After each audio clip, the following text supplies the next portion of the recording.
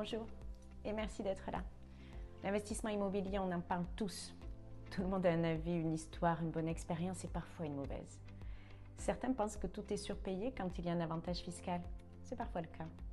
D'autres diront qu'il vaut mieux acheter un logement et faire soi-même les travaux, fabriquer son propre immobilier. Et puis il y a ceux qui ne jurent que par les chiffres, ou au contraire que par l'affect. La vérité, c'est que pour investir, il faut trouver le bon dosage, un équilibre sincère entre l'émotion et la raison.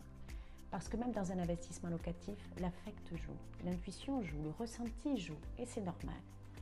C'est pour cela que quand j'accompagne un promoteur ou un monteur d'opération, je commence pas par les chiffres. Je leur demande pourquoi ce bâtiment?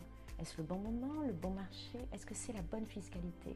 Parce que c'est dans cette histoire-là que l'on a envie d'investir et c'est cette envie que l'on transmet ensuite aux acquéreurs. Les opérateurs que j'accompagne l'ont compris. La réussite d'un projet dépend de la précision du montage, de la bonne cible d'acquéreur, de la cohérence des prix et de la valeur réelle créée par le programme.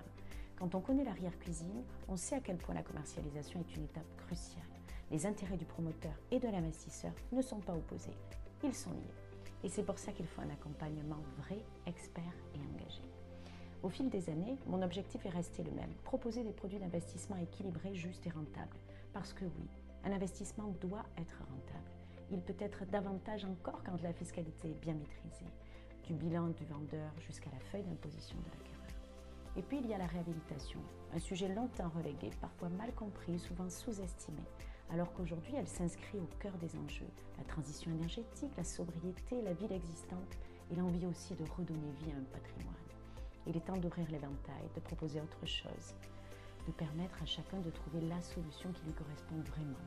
Parce qu'un porteur de projet, quand il croit en son opération, il apporte tous les intervenants avec lui, jusqu'à l'investisseur final. Ce que j'observe, année après année, c'est simple. Il n'y a pas de projet identique, pas d'investisseur identique, pas de solution unique. Remettons donc le produit immobilier au centre de tout, parce qu'un bon projet au bon prix, c'est forcément un bon investissement.